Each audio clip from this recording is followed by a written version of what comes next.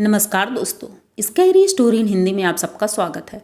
आज की कहानी की तरफ बढ़ने से पहले चैनल को सब्सक्राइब कर लीजिए और अगर कहानी अच्छी लगती है तो प्लीज़ लाइक एंड कमेंट ज़रूर करिएगा, क्योंकि आज की कहानी ऐसी है जो आपने कहीं नहीं सुनी होगी, बहुत ही खौफनाक है।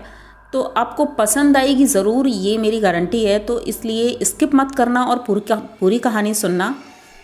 तो कहानी शुरू होती है अजीत से। अजीत गांव का एक बहुत होनहार लड़का है और हर चीज़ में होशियार है। खेती के काम से लेकर के बाहर का कोई भी काम हो, पढ़ाई में भी बहुत अच्छा था, लेकिन पढ़ाई पूरी नहीं हो पाई। ग्रेजुएशन करने के बाद वो गांव में ही अपने पापा की हेल्प करता है, क्योंकि पापा उसके बीमार रहने लगे थे, तो वो शहर से पढ़ाई छोड़ करके यहाँ आ गया था।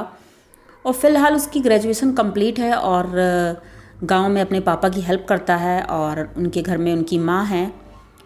दूसरी तरफ उसकी एक दोस्त है बचपन की, जो कि उसी गांव में रहती है। उसका नाम ममता है। ये दोनों साथ में ही बड़े हुए थे और दोनों बचपन से एक साथ रहे हैं, तो एक लगाव भी था। और बड़े होते होते ये दोनों एक दूसरे को बहुत पसंद करने लगे थे। तो ये गांव वालों को पता नहीं था पहले तो, लेकिन धीरे धीरे अब गांव में सबको पता चलने लगा था।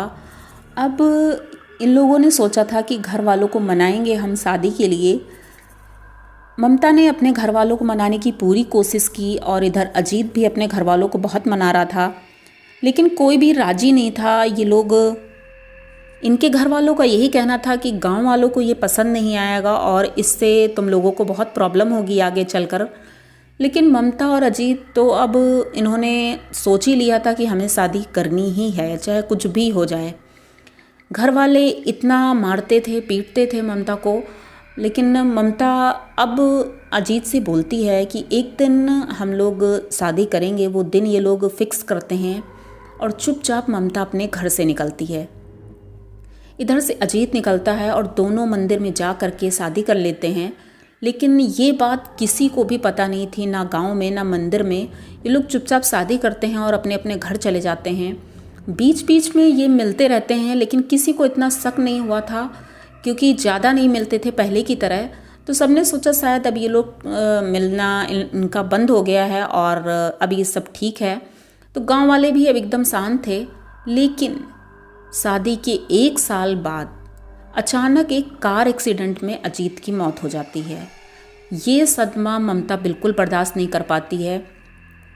गांव वाले सभी दुखी थे बहुत, और उसी बीच ममता रोती बिलखती हुई आती है उसकी बॉडी के पास और वहाँ पर बैठ के बहुत रोने लगती है। और रोते रोते अचानक उसके मुंह से निकलता है कि तुम चले गए और तुम्हारे बाद मेरा और तुम्हारे होने वाले बच्चे का क्या होगा। ये सुन कर के सारे गांव वाले उसकी तरफ देखने लगते हैं और उसके घर वाले भी। किसी को विश्वास नहीं हो रहा था ये बोल क्या रही है। उसकी माँ उसको हिलाते हुए बोलती है, ममता क्या बोल रही है तू? तो ममता बोलती है कि माँ मैं सच कह रही हूँ, मैं प्रेग्नेंट हूँ और 4 महीने से। हम लोगों ने सोचा था कि शादी के बाद 1 साल बाद शायद आप लोगों का गुस्सा शांत हो जाएगा, तो हम लोग बताएंगे आपको और मना लेंगे। अगर नहीं भी माने तो हम लोग बहुत कोशिश करेंगे, तो सब ठीक हो जाएगा। यही सोच करके हम लोगों ने शादी कर ली थी। अब सबका गुस्सा एक तरफ, उधर उसकी मिट्टी पड़ी थी। उसके घर वाले अजीत के उसका क्रियाकर्म करते हैं और उसमें ममता भी शामिल होती है बाहर से ही, क्योंकि गांव वालों का गुस्सा भी शांत नहीं हुआ था। और जैसे ही उसका क्रियाकर्म सब कंप्लीट होता है, तभी गांव वाले बोलते हैं कि ममता को हम इस गांव में बर्दाश्त नहीं करेंगे, इसे गांव से निकालना चाहिए। तो प्रधान लोग भी बोल देते हैं कि हाँ भाई, ममता को यहाँ से जाना पड़ेगा। लेकिन ममता के घर वाले बोलते हैं कि अभी वो प्रेग्नेंट है और हम इसे ऐसे नहीं जाने दे सकते हैं, अकेली कहाँ जाएगी। हाँ, इसका बच्चा हो जाएगा, उसके बाद हम इसको यहाँ से निकाल देंगे। इस बात पर गांव वाले भी राज़ी हो जाते हैं और सभी लोग राज़ी हो जाते हैं। किसी तरह दिन गुजरते हैं और वो दिन आता है जब ममता की एक बेटी पैदा होती है। उसी दिन, जिस दिन वो पैदा होती है, उसी दिन गांव वाले आ जाते हैं और बोलते हैं कि अब इसे यहाँ से निकालो। तो उसके घर वाले बोलते हैं अब इसे हम कहाँ लेकर जाएं? तो ममता बोलती है कि माँ आप चिंता मत करो, अजीत मेरे लिए इतना करके गया है कि मैं परेशान नहीं रहूँगी। अजीत ने मेरे लिए एक घर बनवाया है गांव के बाहर, जो किसी को पता नहीं है, मेरे नाम ही है वो।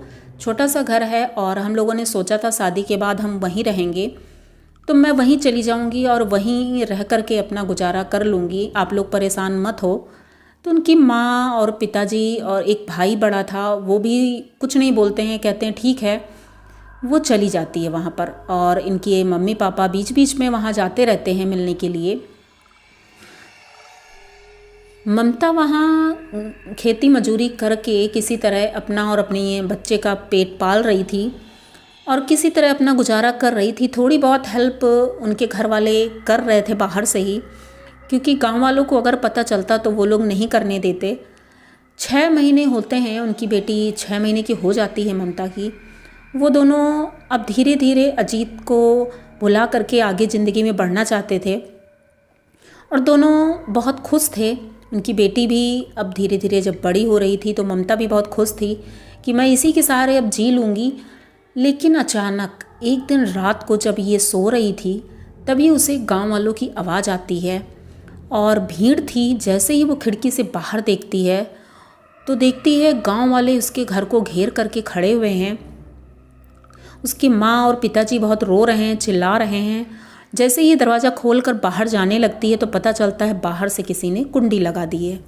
अब ये बाहर भी नहीं निकल पाती है और रोती रहती है, चिल्लाती रहती है, बहुत चीखती है, खिड़की तोड़ने की कोशिश करती है लेकिन नहीं तोड़ पाती है। तब तक गांव वाले घर में आग लगा चुके थे। आग इतनी तेज़ थी कि वो दोनों चीखती चिल्लाती रोती बिलखती उसी घर में दम तोड़ देती हैं। अब इसमें भी गांव वालों को संतुष्टि नहीं मिलती है। जब आग ठंडी होती है तो वो घर के अंदर जा करके चेक करते हैं कि वो अभी जिंदा है या मर गई। तो देखते हैं तो पता चलता है कि वो अब एक राख का ढेर हो चुकी थी और तब सबको संतुष्टि मिलती है और सब चले जाते हैं। उनके माँ बाप वहीं बैठे बैठे रोते रहते हैं। उनका भाई ज़्यादा बोलता नहीं था लेकिन वो भी चुपचाप सुनता रहता था सबकी, क्योंकि भाई था, अपनी बहन की बदनामी और ये सारी चीज़ें उसे बहुत डिस्टर्ब करती थी। लेकिन अब उन सब चीज़ों से मुक्ति मिल गई थी।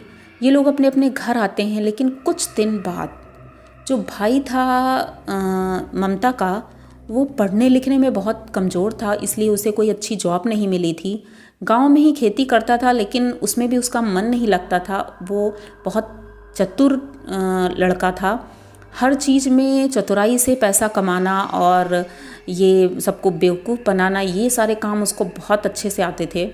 तो उसके दिमाग में एक बात आई कि क्यों ना जो ममता का घर है, अब वो है तो ममता के नाम पर ही, तो वो अब तो मेरा हुआ, तो मैं उसे हथिया लेता हूँ और उसे फिर से बनाऊँगा अच्छे से पुताई उताई करवा के, और वहाँ पर किराए पे अगर उठा दूँगा तो अच्छा खासा पैसा आएगा, क्योंकि कस्बा था वो, एक प्रॉपर गांव भी नहीं था। ये सोच करके एक दिन शाम को उसका भाई अमित वहाँ जाता है और घर के अंदर जैसे ही घुसने लगता है तो अचानक से उसे ऐसा लगता है जैसे अंदर कोई है। बच्चे के रोने की आवाज़ आती है और अमित धीरे धीरे अंदर बढ़ रहा था और जैसे ही अंदर बढ़ता है दरवाज़ा अचानक से बंद हो जाता है। अब इतने अंधेरे घर में उसे कुछ समझ में नहीं आ रहा था, क्योंकि रात हो चुकी थी। बच्चे की रोने की आवाज़ें बहुत तेज़ होने लगी थी। वो इधर उधर ढूंढता है कहीं ऐसा तो नहीं है कि बच्ची बच गई हो और रो रही है। पूरे घर में ढूंढता है लेकिन उसे कहीं कुछ नहीं मिलता है, बस रोने की आवाज़ आ रही थी। तभी अचानक रोने की, चीखने की, चिल्लाने की आवाज़ें आने लगती हैं और वो पूरे घर में पागलों की तरह ढूंढता रहता है। और तभी अचानक से उसे सामने खड़ी एक औरत दिखती है जो इतनी भयानक थी, जली हुई। उसकी आंखें सिर्फ चमक रही थी और शरीर से जैसे लग रहा था मांस पिघल रहा है। उसे देख करके अमित इतना डर जाता है कि वो अपना दिमागी संतुलन खो देता है और वहीं बेहोश हो जाता है। उसके बाद दरवाज़ा खुल जाता है और सुबह होती है तो उसके घर वाले ढूंढते हुए जब वहाँ पहुँचते हैं तो देखते हैं दरवाज़ा खुला है और वो घर के बाहर पड़ा हुआ है। तो ये देख करके सब लोग बहुत परेशान होते हैं, ऐसा कैसे हो सकता है, ये क्यों हुआ। अमित को लेकर के उसके घर वाले हॉस्पिटल जाते हैं तो पता चलता है उसका दिमागी संतुलन खराब हो गया है। उसी दिन से सबने कहा कि शायद वो घर हॉन्टेड हो गया है, उसमें ममता की आत्मा है और उधर नहीं जाना है। गांव का कोई भी इंसान उधर नहीं जाता था। और एक दिन गांव के जो प्रधान थे उनका दामाद आया हुआ था, जो कि नया नया था, अभी गांव में कुछ जानता नहीं था। तो शहर से आया था वो यहाँ रुकने के लिए और गांव घूमने के लिए वो निकल पड़ता है शाम को। उसका नाम विजय था। विजय घूमते हुए उस घर की तरफ जाता है। दूर से देखता है तो ऐसा लग रहा था जैसे वो घर उसको बुला रहा है। ममता वैसे भी प्रधान से और इन सब लोगों से बहुत क्रोधित थी। तो वो उनका दामाद जी जो विजय था वो धीरे धीरे उस घर की तरफ बढ़ने लगता है और ऐसा लगता है जैसे कोई उसे बुला रहा है। तभी अचानक से किसी के रोने की आवाज़ें आने लगती हैं बहुत तेज़ी से, और विजय उस घर की तरफ बहुत तेज़ी से दौड़ता हुआ जाता है कि अचानक ऐसा क्या हो गया, इस घर में कोई रो क्यों रहा है। दरवाज़ा खुला हुआ था और ये घर के अंदर चला जाता है। जब घर के अंदर जाता है तो वही होता है, दरवाज़ा बंद हो जाता है और उसे सबके रोने की, चीखने की, चिल्लाने की आवाज़ें आ रही थीं। और अंदर पता नहीं क्या हुआ कि दूसरे दिन सुबह जब ढूंढते हुए सभी लोग गांव के जाते हैं तो देखते हैं कि वहाँ पर एक जली हुई लाश पड़ी है और उसके पास एक कागज़ पड़ा हुआ है जो पहचान में आ रहा था कि वो शायद प्रधान जी के दामाद हैं। ये देख कर के प्रधान जी तो बहुत सदमे में आ जाते हैं।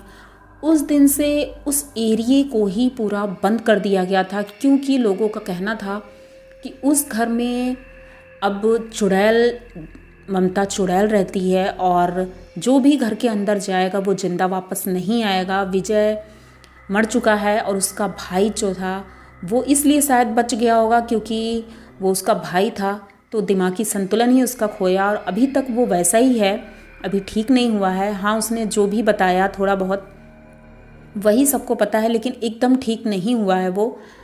लेकिन गांव वाले ने बहुत कोशिश की कि किसी पंडित को बुला के लाएं, कितने पंडितों को बुलाया गया, पूजा हवन करवाई गई, लेकिन उसका कोई भी असर उसके ऊपर नहीं होता है, क्योंकि वो सिर्फ बदला लेना चाहती है गांव वालों से।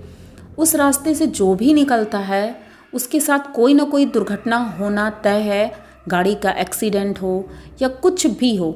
उस रास्ते से जो भी निकलता है अनजान व्यक्ति, क्योंकि गांव वाला तो अब कोई गुजरता ही नहीं है, लेकिन हाँ जो